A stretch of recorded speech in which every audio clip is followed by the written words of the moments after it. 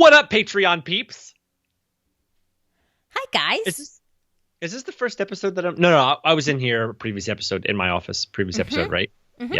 Yeah. This time you have your stripy, fancy shades drawn. Curtains. Yeah. I feel like it's weird because, like, if it's too bright on this side, I become dark. But, yeah. You know what I really want to do? Like, I see a lot of, like, YouTube podcast people, and they don't have to wear headphones. You know what I mean? Because they're like together in the same room. That's the only thing that I kind of wish is that we could like maybe when this grows like really big, we'll like get like our own podcast space and we can like meet there and stuff. And we'll have it like a big put a ring on a podcast logo behind us and we'll talk about it. Oh, that'd be really cool. Wouldn't that be cool? Anyway, that would be cool. But sorry, I'm making a face because I listen to the Armchair Expert podcast, and I feel like they're always in the same room, but they wear headphones. Oh, some people do, and some people don't. I don't understand why people do if they're in the same room. Right. I know, like, I remember hearing before that one person didn't wear them because they didn't like hearing themselves. But I don't know. Maybe it's just to make sure that, like, you... as like the other person's talking, you can hear them and the audio is being picked up. I don't know. But you're like, maybe. But you're like, we'll have to look at that. Like the Joe Rogan podcast, like they sit there and, you know, sometimes I feel like sometimes they wear headphones and sometimes they don't. Maybe he doesn't. I don't know. Inconsistency. What is this? I listened to that podcast Inconceivable. You sent me to. Well, not all of it. I only listened to some of it. It's a very dude podcast for sure. It is a very dude podcast for sure. Which is fine. I don't mean it like in a bad way, but that was the Aubrey really Marcus podcast though. He's and Joe Rogan was the guest on it. Yeah. But anyway, I hope things are going well out there. People. Yeah. Speaking of first looks. All right. Let us do this. Y'all ready? Should we go live? Yeah, y'all ready for this? All right. All right, let's do it. Danielle, what are we talking about today? Well, Dan, we are talking about first looks. This is going to be a good one. Yeah. So first of all, we're going to get into what first looks are and all that stuff. But I'm excited to do this episode because this is kind of a topic that Dan and I have slightly differing opinions on, and for different reasons, both I think completely valid reasons. My reasons are slightly better. I'll just say that now. Kidding.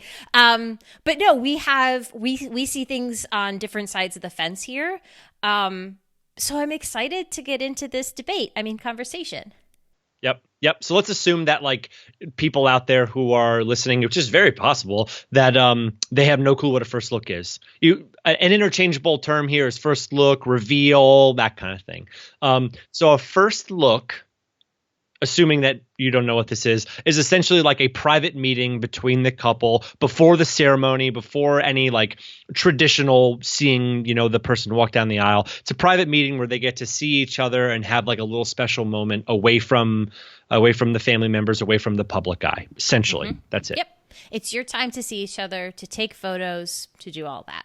And in this episode, we're going to get into the pros and cons and if people regret doing them, if they don't regret doing them, if how to plan for them, all of the things. But that said, I always like starting out with a bit of a disclaimer. Oh, does that tell you so much about my personality or what? But I think Dan and I both want you to know that you should not let anyone, including us, talk you in or out of during first looks or anything else for that matter. This is something to take the info, digest it, discuss it together, and do what feels right to you guys as a couple, because that's what's most important. We're going to give, a lot of different things to think about and all of that, but don't let anyone guilt you into it, I guess, is the best way. And another disclaimer is that like, and we'll get into all this stuff later, but like this day is not about photos, right? So, and we're going to talk about this from both sides. That, the first look can take away from the time. Well, let me put it this way. This day is not about photos. It's about spending time with your friends and family and that kind of thing. And so however the first look fits into your way of doing things, whether it adds to being able to spend time with your peeps and your family, awesome. If it takes away from it, that's good too. And, like I said, or like Danielle said, this is something that we both have a slightly differing opinion on. But it's definitely one that I'm passionate about. So, don't take my word for it or Danielle's word for it. Do what feels right to you, and we'll go from there, and you won't be wrong. Yeah. Okay. Woo! Exactly. There is no right or wrong when it comes to first looks. There's only better or my way. Oh my goodness. So Dan, do we want to start with the pros or do we want to start with the cons? Cons. All right, let's get the negative. Let's start with the bad, because I want to end off on like a positive and like all that kind of stuff. You go first. Well, I think in the same sense that there are many pros, there are also cons to go along with it. And again, this goes back to doing what makes sense to you, and some of these things might not be cons to you. I would imagine that the biggest con or the biggest negative that couples will sort of dig their heels on and throw the brakes on when they're discussing it is that you lose the tradition that everyone talks about of seeing each other for the first time, that aisle moment, seeing each other for the first time as, the person is walking down the aisle and the other person is up at the altar, or however you're entering your ceremony space, right? Doesn't lose that special aspect of the day is usually the number one concern, right? Yep. And that was a concern for me when, like, I'm a photographer. Lots of photographers love first looks. The photographer side of me does like first looks in some aspects, in some cases with the timeline and things like that. But Rachel and I both agreed that that was a big moment for us, is like being in our church, and the doors flying open in the back, and seeing Rachel walk down. Like we did have a very traditional wedding with the blusher and the organ and the trumpet and like the whole deal. It was awesome. It was a big moment for the two of us, and I lost my mind. But yeah, it was awesome. Well, I think in your case, you got married in a church. Yep. Traditionally speaking, church weddings were way more popular in the past than they are today. So if you are getting married in a church, and for those couples getting married in a church, I think it's much less common to see those weddings have first looks. Yep. Would you agree? Yeah, totally. Because it's just more of a tradition. It's just like you said, it's the doors opening, it's that light coming through, it's sort of all of that. So that makes sense. I think they're way more common. First looks is way more common when you have sort of everything on site. The ceremony's taking place outside in the garden, things like that. I think that's where it becomes more common. But I'm still, I think that is still a concern.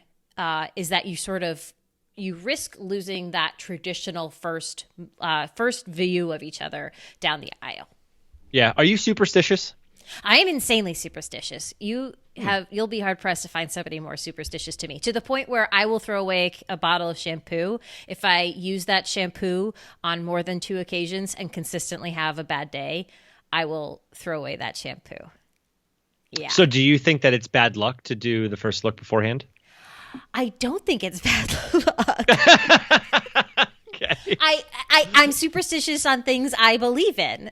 So to me, if I shampoo my hair and I have a bad day, it's the shampoo's fault. And if I get rid of that shampoo, the logic is that I won't have another bad day. So that's the logic in my head. I have heard that, obviously I'm not ignorant to the fact that there is statement that it's bad luck to see each other on the wedding day before, the ceremony, but I don't believe in it. So therefore it does not apply.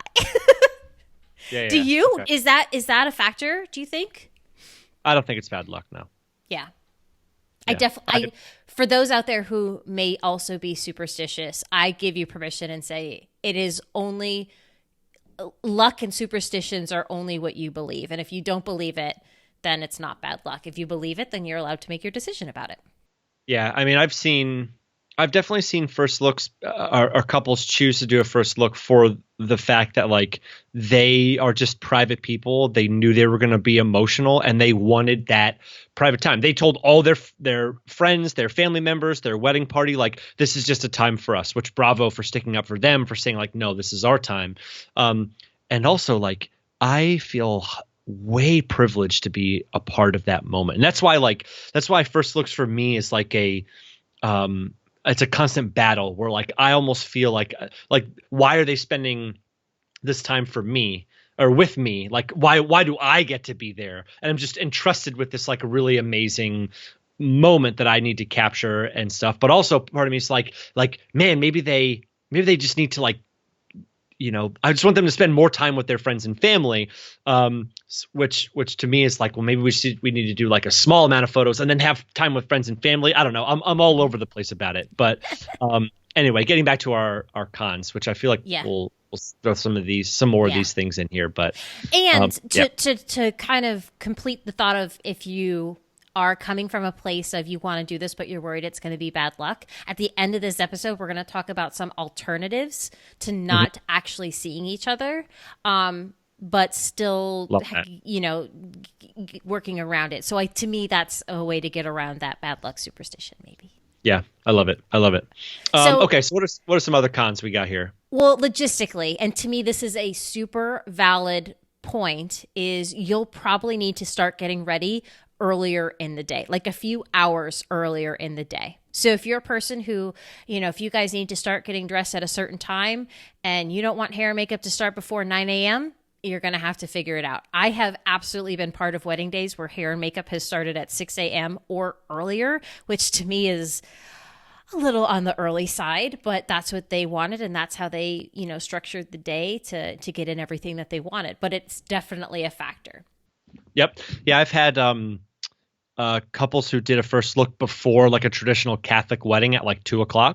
So they really got ready early then, because, they had like a 3-hour break between the ceremony and the reception. And we did lots of photos and that kind of stuff there. But when you add the first look on before that, it was, I think they started getting ready at like 6, 7 a.m. and they got finished with a lot of stuff. She was getting into her dress at 11. And then we did our first look at like 11:30, basically right in their house too, which was really right in her parents' house too, which is really beautiful. But still, yeah, it was a lot. And then I had another couple who, they wanted to do a whole bunch of photos in the city. And their wedding was out. So this is a term where like some people, a lot of their family tried to talk them out of doing this, but so they were getting married outside of Philadelphia.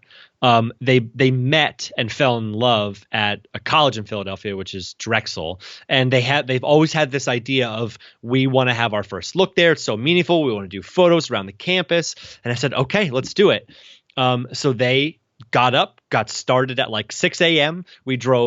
She got ready, finished up, drove an hour into the city, did their first look there, a whole bunch of pictures, and then like for like 3 hours, and then came back out of the city. And for them, like there's no way they would have been able to do that on their wedding day without doing a first look. But that was what was super meaningful to them.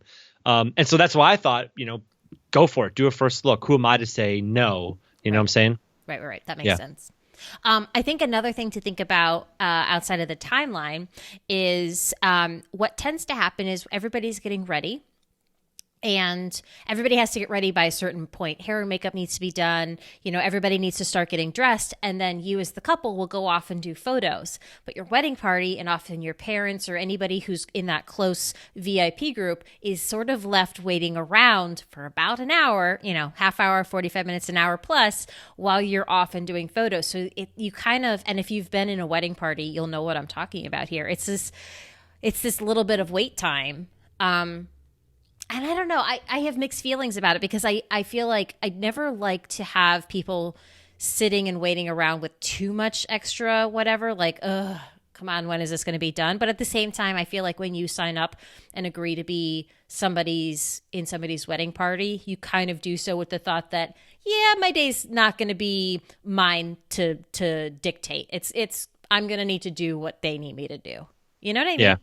Yeah. So here's I'm going to throw something out there, and I'm going to see what you think from a planner perspective. Because a lot of my couples will say, hey, our ceremony starts at 5. So let's assume one of the times that I love first looks is when everything's all on site. So say you got a 5:00 ceremony, the ceremony lasts a half hour, and then you're literally going right from ceremony into cocktail hour. And it's no secret that I love a good cocktail hour, and I love my couples to be at their cocktail hour as well. Unless they say we're totally fine with doing pictures through the cocktail hour. We don't want to do a first look. I say, okay. But let's assume for argument's sake that everything's all at one location. This is what my typical timeline is for a first look. Everything's all in one location. Ceremony time is at 5:00. They need to be done, finished up with everything by 4:30. Right? Like they need to be tucked away so nobody sees them, all that kind of stuff. My thought is then this is pretty normal for me. And this would be like probably a little tight, maybe in Danielle standards, 3:30 first look, do like the first look and maybe just a couple of nice portraits of them. Then wedding party pictures for the next half hour or so. Then family pictures for the next 30 minutes. So it'd be 3:30 to 4 is couple portraits, first look, and wedding party. 4 to 4:30 is family pictures. And then I usually will do like the artsy fartsy stuff of just the couple, maybe for like 15-20 minutes during cocktail hour. How's that sound? It sounds like something that we're going to talk more about later. Fair enough. But I tend to structure it differently. When I do it, though, it's always based off of what the photographer tells me. And most photographers that I've worked with will ask to structure it a little bit differently. So, yeah. But to go back to what we were talking about have your wedding party having downtime, I do have a few couples that will opt to have hair and makeup continue past the point of when they themselves are getting dressed. And let them go off and take the photos as a couple together while the rest of their wedding party finishes up, gets dressed, finishes hair and makeup, gets their flowers and does all that stuff. To me, that's a solution to that problem if you're worried about people having downtime. It also solves the problem of having to start too early. There's a few things it solves there. That said, the con of doing that is then if you're a bride and you're getting in your dress, not everybody's dressed and ready or present for that moment. So at the end of the day, one of those things is going to outweigh the other in terms of priority to you. So yeah. And speaking of the dress, and just your attire and your flowers, when you start... Oh, the flowers, yeah. When you start... The earlier you start touching those things and being in those things and wearing those things, the more wear and tear that's naturally going to happen to them. So if you're wearing a beautiful white or ivory or light colored dress that touches the ground and you're anywhere that has even a speck of dirt, it'll start to turn colors underneath there. Guys, this is so normal. Everybody tends to panic, which you are allowed to panic, but I'm telling you it's normal. Nobody sees it. Every wedding you've ever been to, that dress has been dirty underneath there. It's just what happens, and it's okay, I promise. Yeah, one of the other things I think is maybe a con is that the expectation at a first look is that that's going to be really emotional, right? Like if you look up first looks on Pinterest and whatever, you see a lot of one person's really blown away and they're really animated or they're really, emotional and crying or whatever. And that's awesome. But it's also, I think you need to manage expectations and say, it's okay to assume that like your partner will or won't be emotional. Do you understand what I'm saying? Well, I think you shouldn't assume they're going to be one way or the other, because I think if you go into that situation thinking, oh my gosh, they're going to be just like, overwhelmed with my beauty or how amazing I look. And they turn around and they go, oh, you look nice. Immediately, instead of being present in that moment, you go, oh no, I'm not enough. And this isn't, this isn't the reaction I wanted from that person. It's hard. Is that what I said? I said, it's okay to assume that your partner will or won't be. Like it is what it is. Whatever the reaction is, it's good. It's going to be great to just be in that person's proximity finally. That's one of the things that's like probably the biggest thing that I see at first looks is that release where you're just like finally back together with this person. I just see lots of couples like they just like can't wait to just be near them again, because they're spending the night apart and they're with all these other people who there's a lot of pressure on wedding mornings on both sides of the couple. I mean, more so on ladies. How you doing? Everything great? Are you having fun? Is everything okay? Yeah. Do you like your makeup? Do you like your hair? Like there's all this stuff. And finally, like I just see so many brides who are just like, I need to see my person. Like I need to see my significant other. And they're just like, finally that comes and they just wrap each other up and there's just like this big release there. So yeah, let me clarify that. Like, yeah, maybe there's no assumptions that should be made. That's what I'm saying. That's it. I mean, you can assume, but you were saying it's okay to assume, and that's what I think it can be dangerous to assume somebody's going to act a certain way or put that expectation on them. Yeah. My words were poor there, but don't be bummed if it's like either way it happens. Just be glad that you're finally back together with that person. Don't let that ruin the next moment. You know what I mean? Just be in that space, and I want to go back real quick. So we were talking about the wear and tear on your attire. There's also a wear and tear that happens on your flowers. So if gentlemen that are wearing boutonnieres or ladies that are carrying bouquets, the more flowers are handled and the more times that they're touched and moved around and oils from your fingers touch them, all these different things, the more they start to look sad, right? Yeah. Not as fresh and not as beautiful. Motion. Yeah, sorry to our Patreons watching on video. But yeah, that's something else to think about. It's no joke when it comes to bouquets, keeping them in water. Boutonnieres are a lot harder because you cannot keep them in water really. But just wanted to add that. Especially if you're having a summer wedding and you do that first look outside. By the time your physical ceremony starts, the flowers can change quite dramatically, for sure. For sure. And if they do and you don't care, great. Yeah, totally fine. Yeah. Let's go on to some. Let's pick it up a little bit and go on to some positive things. Swing it around, baby. Swing it around. Okay. Yeah. Let me start this one. Let me do this one. Go for it. Okay, because here's one of the reasons why I love the first look, and I feel like I sort of alluded to this before. If your ceremony and reception are at the same place, if you don't do a first look, you end up spending a lot of your cocktail hour doing photos. And I think that the way that I approach a wedding day, photos are hyper important. Yes, I believe that. But I think there's so much that can be done during the cocktail hour in terms of spending time with people. The pressure is lower. There's no formalities. It's just about like drinking and catching up and hugging and kissing people and making the rounds a little bit. Because table visits are brutal, in my opinion. Like going around, you don't actually get to connect with people. People are sitting down, you're standing up. The cocktail hour is so lovely. So for that reason, if everything's all at one place, it's like, please do a first look, because you get to get some of the photos out of the way, you get to the family pictures out of the way, and you get to spend more time with the people who have traveled there, who are taking the time off, the day out of their schedule, whatever, and just to be present and connect with them. Yeah, it's really about you're getting more time in the day for photos before guests arrive, so that when they do arrive, you're able to spend more time with those guests. Do you know what I mean? Because there's 24 hours in any day, right? No matter what you do, no matter how hard you try, you cannot squeeze another second into that day. Or I guess we do squeeze seconds in. That's how leap day. Anyway, dunno. Leap years confuse me. But yeah, that's what it's about is you have to make the most out of that 24-hour period of time.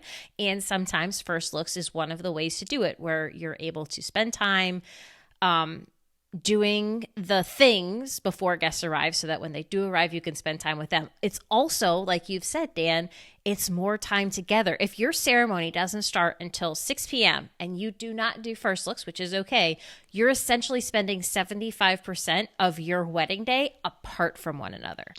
Yeah. And that's just math. And that's assuming, you're awake from midnight to midnight. That's just math. But it is. You're spending most of the day apart. And I this is where I always lean more towards first looks, because I'm a person that craves my partner's presence. Like, I love being around Mike. I love when we're together. I love that we wake up next to each other. I love that we go to bed next to each other. all that stuff is really important to me. And the longer I'm away from him, if I'm away for a wedding or traveling or whatever it might be, I miss him. I miss him terribly. And I know, for us anyway, that like the more time we can spend together, it's always the better for both of us. So yeah, that's it. Yeah. Yeah. And like, go ahead. Go ahead. Nope. No, ladies first. Okay. Well, I was also going to say it's also, that first looks time, it's time together, but it's also time where it's just the two of you, where there isn't a ton of other people around you and like needing your attention and pulling you away and doing all those things. It's really your time privately together. I mean, outside of photography and videography, but it's just that time that you get to just be with each other and do all those things. And I love it. Yeah. I think that's one of the best gifts of it, is that compared to a ceremony where you like immediately have to move into the formalities, like you see each other and you hold hands, whatever, you give a quick hug and you move into the formalities. You're just like all of a sudden swept up. You don't get to catch up. You don't get to whatever. I love that about a first look. You've got 300 eyes looking at you too. You've got like all these people just like sitting, looking at you. Yep. And there's expectations from those people as well. Like the amount of people who will, look up to see who's more emotional, or like, have their phones out or whatever. And there's just like, there's all this external pressure where on the first look, it's just private. You just get to have that little moment. You can do whatever you want with it. You can just hug and kiss and smooch and love and feel on each other. And, life is good. Yeah, exactly. La. Have you ever had that happen where a couple just like totally got swept up? That's awesome. Oh yeah. Yeah, that happens. That happens occasionally in engagement sessions, or what I call forever sessions, where maybe if I'm working like a specific picture, and like the couple's just there, and I'm just like having them be really like into each other, and I'm trying to like build up the emotion, right? Like I'm trying to get them really into each other. And I've had couples like full on just like make out, and like and I was like, all right, guys, don't forget that I'm just standing here. Yeah, baby bacon, like, awesome. Yeah, it's awesome. I dig it. Yeah. I had another thought during the middle of that. Sorry. And it's gone now, though. It's gone. Okay. That's okay. I'm sure it'll come back to you. Yeah. So really, like, so many, there's so many things, and we're going to keep talking about them, but it's this like private, intimate moment. And it's just a much different setting than when you're at the altar, whatever your altar space may be. But when you're at that point where you are saying your vows and doing the things and doing all the formalities of your ceremony, Yeah. I think this is going to probably dip back into the negatives a little bit here, but hey. Oh, well, I'm going to balance it out, I think, with a positive. Okay. And maybe this is entirely subjective, but like, so I just talked about all the reasons why I do love a first look, because it allows for more time during the cocktail hour and things like that. But I also think that it has to be approached in a way that is meaningful to the couple. Like I've worked with other photographers and I've worked with other videographers who are like control every little part of it, right? And it becomes about the photos. It doesn't. They're like they lose that moment of seeing each other and loving on each other, and then all of a sudden the photographers or the videographers like jump in and they want to take over it and move on to portraits or whatever, whereas like it's very like I know that it's a controlled environment, but like I just stand back and let them have that time. And so I guess that's the part that I don't like about it, and that's why I've tried to adjust the way that I approach them to make it more meaningful and real for the couple, rather than about the photos and just about somebody's reaction.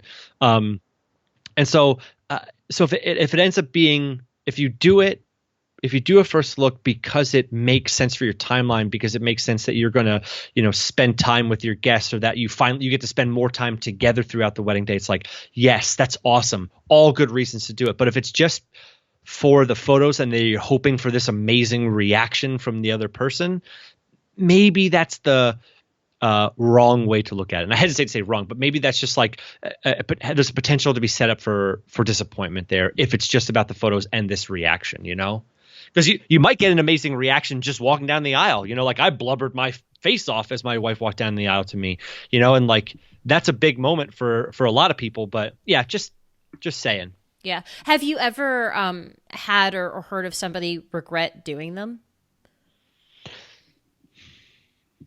I have not heard of it, no. But I Yeah, me also either. haven't asked that question afterwards. Right. I know a lot of people are in serious turmoil deciding whether or not they should do it because they really do hold on to that tradition. And a lot of times I will tell them, like, you know, if everything's all at one place, I'm like, you're going to spend so much more time with your friends and family and together if you do a first look before this. Right. And that's the pro of first looks is one of them is you'll, especially if it's all in one spot, you'll actually get to see your cocktail hour. Yep. If you have everything in one spot and you don't do your first looks, unless you have a very, very long cocktail hour, it's just not going to happen. No matter how quickly your photographer moves, it's just not going to happen. So, okay. Well, I was just curious if you've ever heard of somebody who did them and regretted it. How about on the flip side? Have you ever heard of somebody who did it or did not do first looks and kind of said, I wish we did first looks so that we could have X, spend more time. Yeah. I feel like yes. Yeah. Maybe like a small handful of people saying, like, I wish we would have had more time. But I only think that was because there was something. I think that was because of weather that ended up happening later that they couldn't have predicted. And you know, so it rained during cocktail hour, which was photo time and all that kind of stuff. But I feel like there was other ones. Yeah, I can't say that I've ever had a couple just come flat out and say, "Oh, I wish we did first looks." But I have seen, and I feel like I'm becoming more aware of it the more I see it, but I have seen a lot of couples reach a certain point in the day where they just want to be done with taking photos and be focusing on, and the like posed photos, the photos that they're kind of getting pulled away from the event for, not just the photos that are sort of happening candidly, but they reach a certain point where they just kind of want to be done with it all. And that's okay. And I've gotten to the point where I've started asking my couples, especially the ones who have longer than average lists of combinations and people that they want photos with. I have to do it for this weekend's wedding because their list is rather extensive, and a lot of it they just want, you know, casually during cocktail hour or during dancing. And I basically told, in this case, the bride specifically, the groom is super go with the flow, and the bride is too, but she's the one that's kind of really driving these lists. And I asked her, like, when you, if you hit a point where you're like, Danielle, I'm done. I asked her, do you want me to say, no, these are important to you, let's quick knock it out? Like, do you want me to give you some positive to get it done because it's important to you? Or do you just want me to roll with whatever it is you're telling me? And if you say I'm done, then we nix the rest and we're done. And she's like, we're going to roll with it. Because if I say I'm done, I'm done. I'm like, okay, that's all I need to know. Last year, I had a totally different situation where I asked the bride the same thing. She wanted a ton of family photos. And I told her, this is a lot. And you might hit a point where you're going to just be done. And she did. Sure enough, during cocktail hour, she was like, she looked at me, she's like, Danielle, I'm done. And I was like, we got 3 more. We're going to do this. Because she wanted me to encourage her. And she's like, okay. And sure enough, that's even in my review from her wedding, is that she said, I'm so glad that Danielle, you know, knew to just give me the like positive energy to keep it going. So guys, that is something that, think of how much time you might need to be taken away from your guest in order to accomplish the photos. And are you going to want that in that moment? You have a limited amount of time with these people. So just something to think about. That's a really great tidbit. Because that is like such amazing advice. Because like a very rare, like I don't get a lot of big formals lists now because I work, you know, with the couple through that. But like maybe once every couple of years, I'll have to kind of bring that up, and it's really interesting to see. Like, I'm very in tune with my couple's energy, because again, like, I really believe that the wedding day is not about the photos, and I can tell, like, when I'm like starting to take too many pictures, or like just like working them for too long. And there's definitely times where I'll be like, all right, guys, trust me, this is going to be baller. It's going to be amazing. You need to trust me on this one. But other times, like, I'm just watching, you can see when that energy, when they're just like, it's just like glassy eyed and they get tired and they're like, I just need to go have a drink and catch up with my people who mean the most to me. And that's where, like, some bread and butter. oh God, bread and butter on a wedding day is the greatest thing in the entire world. Best thing in the world. Okay. Okay, so let's talk about like how to do these. If you guys are Yeah. planning to look for how to schedule it, that kind of thing. Yes, how to plan for them. My favorite. Let's start with location. Yep. Dan, what would you say is a good spot, and what makes a good spot? What makes a not good spot to do your first look? Um, Great question. So Thanks. the first thing I look at is light. Is it really bright? Are you standing in full sun? Is it sun dappled, which is like when you see like that sun directly above a tree that like is coming through the leaves. There's all these like little hot spots all over the place. Um, that's the first thing that I look at. So I love like a big shaded area.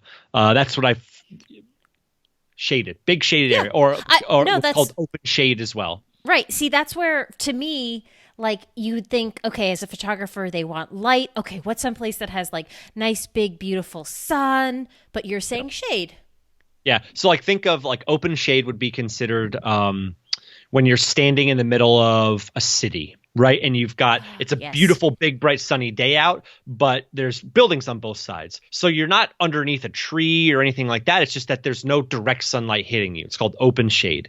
got it. Um, Also underneath a big tree is totally fine. That kind of shade. But that's what I love. Like I shot first looks in full sun and it's totally fine. But what ends up happening is it has to be the right situation. I'll take shade over full sun any day, but sometimes sun is all you have and you just have to Right, roll with it. right. I think have you seen, certain locations work better than others? Like to me, obviously, I think it should be pretty, but I think sometimes just having like a simple setting, Simple. Yep. right? Yep. Yeah. And Just what do we mean by that? I guess. um not cluttered. uh so The opposite of right. yeah. So it's I think that's going to mean different things to different people. Like I've shot a first look on the side street of Philadelphia with cars on one side and people, walking around, and that like the couple loved that energy, right? They'd love to kind of people walking by being like, oh, they're going to see each other for the first time. But then I've also shot ones that were, each couple had to, or each significant other had to take a golf cart to get there or something because it was so private and secluded. It was on this like nice little area tucked away on a golf course kind of thing. Yeah, I think the key is just for it to be someplace that is if you thrive on the energy of other people, absolutely. The street in Philadelphia in the middle of a park in Rittenhouse Square, like I've done that. Or if it's something really if you want to be really private, find a place that's private and off the beaten path. I will say, if it's outdoors, please make a plan of where it will happen if the weather doesn't allow you to be out there. I know it's easy to be like, well, the weather's going to be great that day, or you know what, that day we'll just figure it out. But I'm telling you, it makes so much of a difference if you look outside and go, it's raining. Oh, okay, then we're going to go to this location instead, versus then having to panic, look at your phone, try and pull up something on the map, talk with the photographer. That is one of those things that doing in advance is a huge saver for your mental energy, your emotional energy. And even if that day you have a plan B and your photographer goes, I know we have a plan B, but there's this other spot that would be really great and I think we can make it work. And you go, sounds great. You do it. Ta-da. Yeah. Even better. That's totally fine. You don't have to stick to that plan, but just having that little bit of backup Yep. is a huge plus in my book. Yeah. I think the one thing when most of your photographers will probably choose this location first. But you should try to keep it convenient for the two of you. So that couple who took the golf carts and stuff, that was their own thing. They had plenty of time, and they built all that time in there. But I always say like your first look is not a portrait. So like having like a really pretty space or whatever is not super necessary for me. And I think for most photographers, but ease of being able to get back to your people, ease of like going to portrait locations right after that should definitely be high on the priority list. But the first thing that I look for is like, just a clean space, clean backdrop, because I am looking for reactions and closeness to each other, not necessarily like how pretty the location is, because inherently it ends up it is a little bit more about like the connection between two people more so than like how pretty the space is. Mm-hmm. That makes a lot of sense. I've seen it done. We've done it in like just driveways and dirt roads and just where it's just like simple and done, but it doesn't need to be, what you think of traditional beauty, Yeah. Yeah. I do love a big, like wide open, clean space because I loved that photograph of like the bride walking up or something to the groom and like getting that like kind of long view and that anticipation building, and I'll like be like, oh man, here she comes, like I just love building that up, like just that little tiny bit, and then I back off and let them do their thing. But anyway.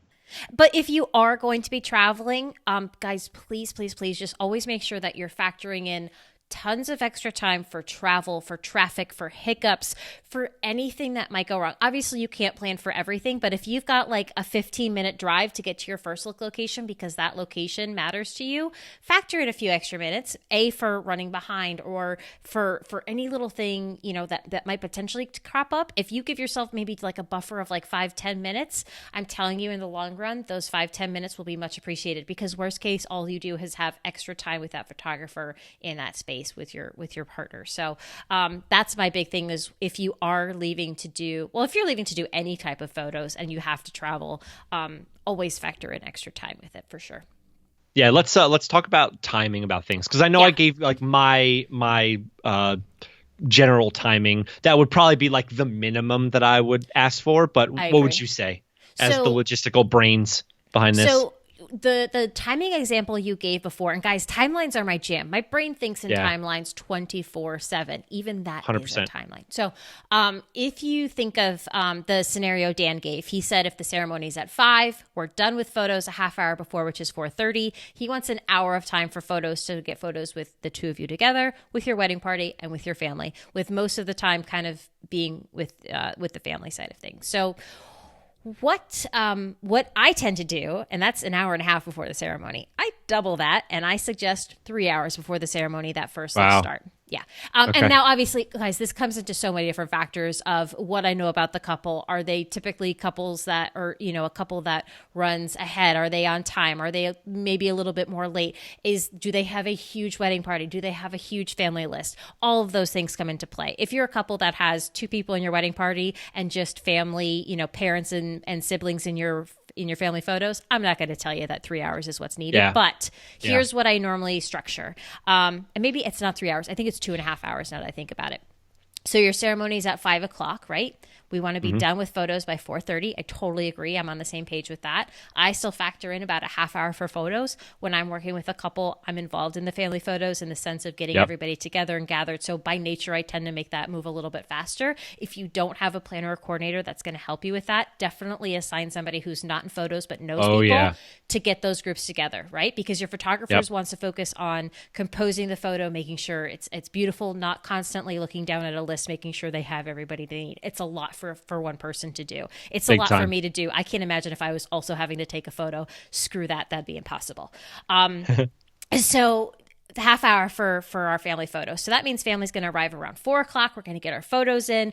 They have a half hour before the ceremony, and the ceremony starts. So they're arriving about an hour before the ceremony begins. Wedding party, I like to start another half hour before that. So wedding party is starting at 3:30 to 4. So we've got a half hour with them. Sometimes if the photographer says they want 45 minutes or an hour with wedding party, we'll accompany that. But otherwise, prior to wedding party, we talk about first looks and the couple portraits. I usually like to give them an hour, and that's just to accommodate if we're running behind, whatever it is, that time is our time to kind of catch up, let the couple breathe, and just let the photographer do their thing with the couple. So that's what I do. So an hour of first looks and portraits, half hour with the wedding party, half hour with the family, and then a half hour of resting and refreshing before the ceremony begins. So that's how I break it down.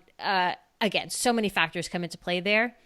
But different strokes for different folks, right? Like, and you might just want to do your first looks before the ceremony, in which case you might want to save your wedding party and family photos for after the ceremony, because maybe you've got a lot of time in between. So you're like, well, we're just going to do a half hour, done, and that it is what it is. So it's all these little things. But I do like making sure that everybody's done at least 30 minutes before the ceremony, so that you aren't still out and about as guests are arriving. There isn't this weird like, oh, whoops, here we are, situation like you have time to go back, Yeah. use the restroom, powder the nose, reapply lipstick, straighten everything up in the mirror. Yeah, that's a really great timeline example, Danielle. So very well thought out and done. I think that's probably my ideal, or not ideal, probably my more typical is like 30 minutes for first look and couple portraits, 30 minutes for wedding party, 30 minutes for family.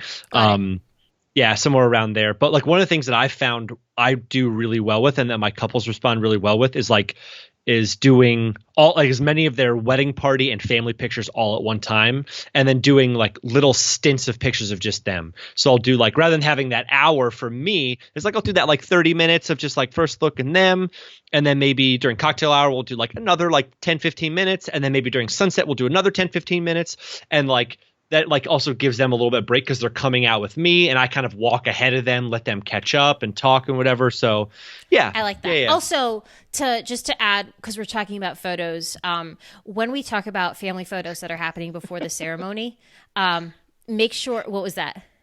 What? I just think you could really easily turn into a Valley Girl. We're just talking about photos. I didn't mean to do that. Sorry. No, Anyway. you didn't say that, but it sounded kind of like that. I feel like you could go that way. Anyway, when we talk about family photos before the ceremony, I don't ever, and I think, Dan, you agree with this too, don't try and include all of your extended family because it's really hard getting everybody to come super early. When we say family photos before the ceremony, it's like immediate family. Inner circle. Yep. Immediate family. Yeah. Parents, siblings. Sometimes we even wait and do the photos that involve grandparents after. But if you get a lot of the, the two of you with your parents, the two of you with their parents, the two of you with both of your parents, if you get those out before the ceremony begins, it makes the little amount of extended family photos and photos that involve grandma, who's maybe not as mobile, a lot faster after the ceremony. It's like maybe 10-15 minutes, again, depending, and you knock it out and it's done. So just something to keep in mind there. Please don't ask your whole family to come an hour before the ceremony. It doesn't work. No. Yeah, it's brutal. Speaking of other like important people and family members and stuff, one of the things that I'm seeing a lot more is first looks with some of those other special people. You missed the whole chunk. Right. I missed the whole chunk. Bummer. I Do thought we that not we want did that part to? No, I think we should talk about it though. Especially, okay. I want to talk about that. All right, so cut off my part. All right, let me do a transition, and then in editing we can both kind of bring it back to this.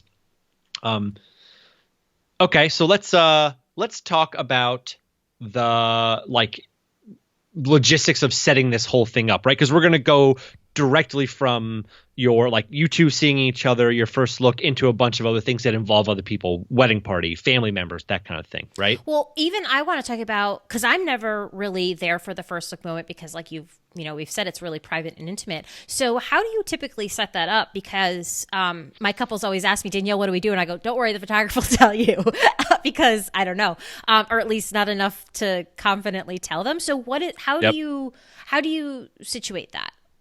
Okay. So I'm going to lobby for this one very particular way of doing a first look. So the major first look way that people do it now is one of these two ways where let's talk about a heterosexual couple. The bride is walking up behind the groom. He taps her or she taps him on the shoulder. He turns around, they hug, blah, blah, blah, right away. There's like an instant gratification. Or the bride walks up and kind of just like walks up next to him and they turn towards each other and that's it, right? So the groom is stationary and she's mobile. He's facing away and she comes up. Okay, got it. Exactly. So that from two perspectives, I think it doesn't build up the moment as much as it could, because one, there's like that instant gratification of like hugging the other person. He doesn't get to see each other, like see the full package or whatever. And two, like if she doesn't like tell him to turn around or just walks up next to him, it's just she just like comes into his peripheral vision, which doesn't like heighten that moment a lot. So my favorite way, Tell me you use blindfolds. No, definitely not. That'd be really funny though. Okay, 1, 2, 3, go. No. So I love to prep the bride and say, you're gonna stop 7 to 10, like just stop a good distance away from him, 7 feet, 5 feet, something like that. Do not touch him. Because you want, when he turns around, for you to say, hey, sweetie, turn around or whatever, like, are you ready? Or just something just to get it to happen. Because my goal is to shoot over the bride's shoulder and get his reaction when he turns. Whether that's just like a sweet, like he's just like, oh, I'm so happy to see you. Whether that's tears, whether that's just the arms out and outstretched, whatever that is. But if you're immediately touching, he's just going to turn around and hug you immediately. That's the thing that's going to happen. You're going to reach for each other. That's it. But if there's that little space between you, he's got to take that step. There's like just this, like he sees you in all of your full glory, which is what every bride wants. Like, see me, look at my dress. Look at how amazing my hair is. Look at how beautiful my makeup is. Like, and I think that heightens that situation more than like controlling every aspect of it, touching each other or whatever. So, and that also for me allows for a better moment and more space for me to capture something real, because it gives me time to document what actually happens. So that's the way that I love to do first looks. Right. And I think that's actually really brilliant. Oh, I should have said that word, guys. I just made his head a little bit bigger. Woo! No, I think that's really smart. I do think it would come down to the photographer, though, because the photographer is ultimately typically going to guide the situation. But guys, this is a situation where you can talk with your photographer and say, hey, we heard about this thing. We really think it makes sense for us. Can you help us pull this off? So put that nugget, save that nugget for sure. Right? Because I think it's always the photographer kind of guiding the situation. Yep. 100%. You know? Because from a couple standpoint, your emotions are heightened. And Dan gave a great example with a heterosexual couple. If you're a same-sex couple, I think the same thing can easily still apply. The thought is that you're just giving yourself space to take in your partner and how they look, and just then come towards each other. You know?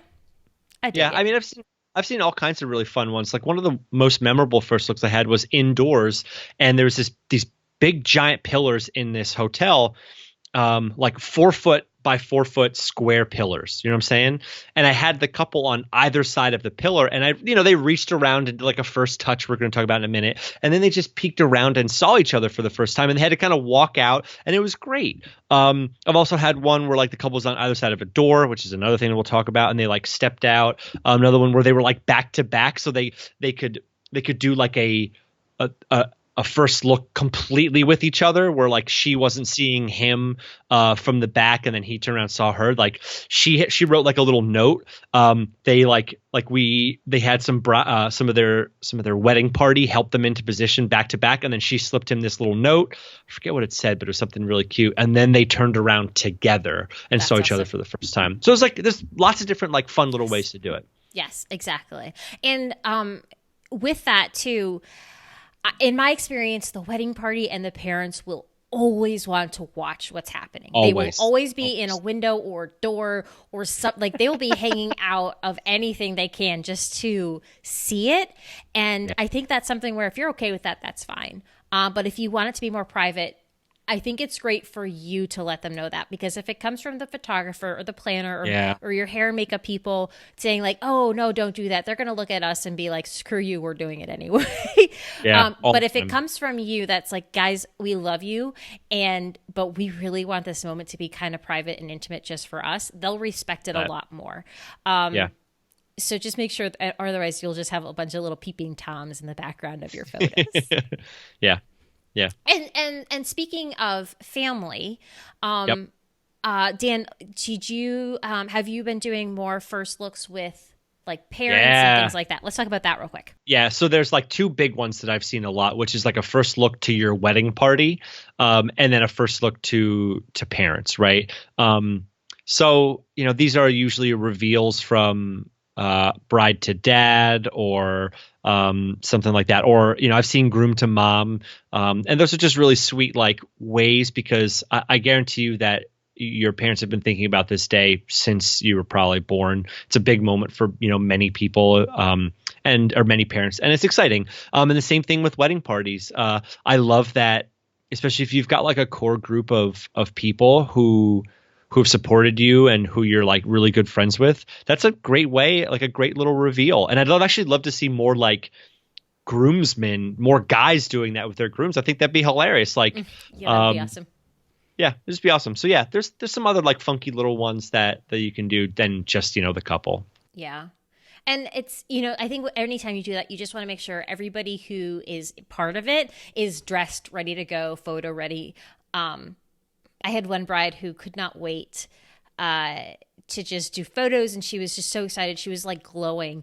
And her dad was being a busybody that morning. It was on property, and he just was doing anything he could to stay as busy as possible, doing things in the yard and doing anything he could. And he was in his like beat up shirt and shorts, and she was like, "Dad, we need to take these." Like he needed to see her, and he's like, "Oh well, I'm not changing." So all of their photos, he's in this like beat up shirt, and I think for them it's fine.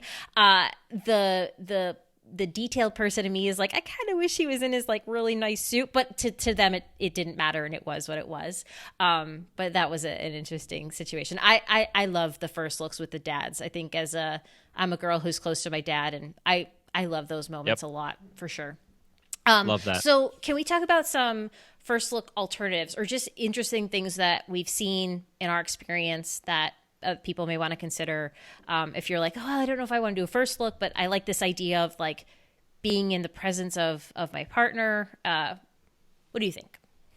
Yeah, so let's start with like base level, right? And that is just writing a note to the other person in the morning and just sharing your thoughts, your excitement. And I would even say it would be beautiful if you were able to, I know this is probably asking a lot, but able to write that note on the day. Mm-hmm. So you're kind of like wrapped up, and I've seen that too, but it does require a little bit of time and whatever, because you don't want to just be like scribbling something down. But just taking, 15 minutes or whatever, just to write like your thoughts and like maybe even dating it or saying that you're writing it now. But I just love that, like that real excitement that it's here, and you're sharing that with them, and you're sending that to that person, whether it's, in a hotel room that's down the hall or whatever, I could so see like somebody who, is in that moment that day, and they're like, okay, guys, what do I write? What do I write? And then that one friend steps up and is like, okay, hear me out. Roses are red, violets are blue. We're getting married today, and I love you. Boom! Score! Boom! All right, good. Mic Lick drop. it. Send it. Yeah. Just that, just those little silly people. I love it. Yeah. So sharing notes is like an awesome, version. That's like, base level one. Second would be like a first touch. I think that'd be really amazing, where this requires some coordination on many aspects. Sometimes this can happen a bit risky. Yeah. This can happen at your venue, maybe a little bit before the ceremony or something, but you have to be in close proximity. So if one of you is getting ready at a hotel and the other one's getting ready at your house, that's going to put some barriers in the way. But some of the ways that I've done them is, the couple is getting to their ceremony site, whether that's a church or all in one place, usually a half hour or more before the ceremony begins. And so we'll find a way to, maybe it's on the opposite side of a door or the opposite side of a wall, where you essentially just want to have like some barricade between the two of them, and where they can reach around and touch each other, or one of them's blindfolding, which is that way's not necessarily my favorite way, from a sensory and a connectiveness standpoint, is like you want to see like your surroundings and other people who are there supporting you guys and that kind of stuff, if there's those people there, or just to like see that expression on somebody's face when they're not blindfolded really is I think important. But I've seen like on opposite sides of doors, one person stands in like a hallway or something, and then the door opens and that person's on the other side of the door, they reach around. I've also seen like at a barn where one person was on one side of like a wall, they reached around that way. I've seen two people, walk out backwards and go back to back and just touch each other and then walk off separately, all different kinds of ways. So yeah. It's something where like you're in that moment and you're just touching. I've seen couples talk to each other in that moment. I've seen them, pray. It just kind of depends on, I've seen them make jokes, or, it just depends on your personalities and what you want that moment to be. But I like that a lot. I've also seen situations where they've done a first look where they have seen each other, but not in their full attire, just so that they could see each other and share their emotions, but just not in the full getup just yet. And even I've had brides do it where they've just been in the dress, but not the full veil and all of that. So they still have that take your breath away moment as they come down the aisle with the full veil and the full getup. But they kind of saved that little nugget for the aisle, but they still were able to see their partner, with the first looks prior to. Yeah, you had said something before about like a first phone call. Have you seen this? I have not. Yeah, I've had couples call each other that day just to. I think it's probably in place of doing the card where you just kind of call and have like, okay, we're doing this today. How are you? Like, how are you doing? Are you guys good? Do you need anything? I'm so excited. Like, I can't wait. Like, oh my gosh, I can't wait for this thing. And like, oh, it's going to be so awesome. Just like, don't feel like because you are opting not to see each other that you also can't talk to them. Right. Like obviously if you think tradition or bad luck superstition comes into play there, then you honor that however you need to. But there's ways that you can still connect to your partner in ways that will comfort you and get your energy to a good level, focus you, and just get you in the right headspace. Like sometimes only our partners can do for us. So yeah. One of the ones I wanted to share. Do you have any fun stories from that you wanted to share? I see this one on our notes here, and I have a serenading story as well. So you can go first, though. Okay. Well, in our situation, it was the bride wrote a song for the groom, and they sat on each side of, in this case, it was in a barn. So they sat on each side of the barn door. We had the barn doors open. It was a cool surprise. We closed the barn doors, brought the groom out. The groom didn't know what was going to happen. We brought the groom out and just sat him in a chair. We're like, okay, just wait here. We're going to go get her and bring her around the corner to you. And we ended up just opening the barn doors, and she just started playing and singing. And he just stayed right where he was, just listening. At the end of it, they both got up and came around and then saw each other. But it was just super beautiful. Like, she was emotional. He just sat there like absorbing it and taking it in, and just you could see him like processing it all. That was to me one of the, when I was thinking about this episode, that was to me the story that stood out, the scenario that stood out the most. But again, I'm not also there for a lot of the times for the first look, so I'm curious to hear what your stories are. Well, the first one I'm thinking of now is actually a video. It wasn't mine, but it's a video online where like the bride's walking down the aisle in church and she's singing to the groom the entire time. Have you seen that one? It's a viral video. Mm-hmm. It's like, it looks like maybe like sort of like a country wedding or something. Like I think he's wearing like cowboy boots and a vest. It's in a church though, but yeah. Mm-hmm. And she's just like got like a microphone on her cheek and is just like belting out this like beautiful song. And this guy's like just like grinning. People are crying. And it's about like, the song's about like vulnerability and like standing there in front of him. Oh, it was such a great song. But the one that I saw that I actually photographed was this couple, Jill and Eric. So the best man, I was with Jill getting ready at her mom's house, and we're just taking pictures or whatever. I didn't even know about this, which usually I like to know about these things. But Jill gets a phone call from the best man. It says you got to be out on your front porch. Now there's like two sets of steps that go up to her mom's front porch. It's like 6 and then another like set. So it's up on a hill a little bit. And car pulls up and she's like standing out there like with her makeup on, no dress or anything, but stands out there with the makeup on. He gets out of the car, opens the trunk, and the groom is in the trunk. Like it's like a Honda CR-V or something, like a hatchback. And he like gets him out blindfolded, walks him across the street, stands him like at the bottom of the steps with the blindfold on, and like puts the best man puts like the guitar around him, and he just like stands there blindfolded and sings this song.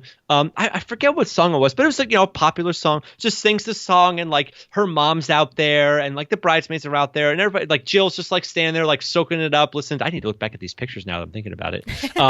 But like, yeah, he's like sings the song, and like at the end he just says like, I love you, I can't wait to see you in a little bit. And they like, the best man just like puts his hands on him, turns him around, and walks him back over to the car. He throws him in the the CR-V trunk, and then off they go. And like that was it. Super silly, but really sweet. It was just like a fun way to break that wedding script, Yeah, I love that. Oh, I love that so much. Ugh. Well, I think that's a good way to wrap this up. It's perfect. Whew. Nailed it.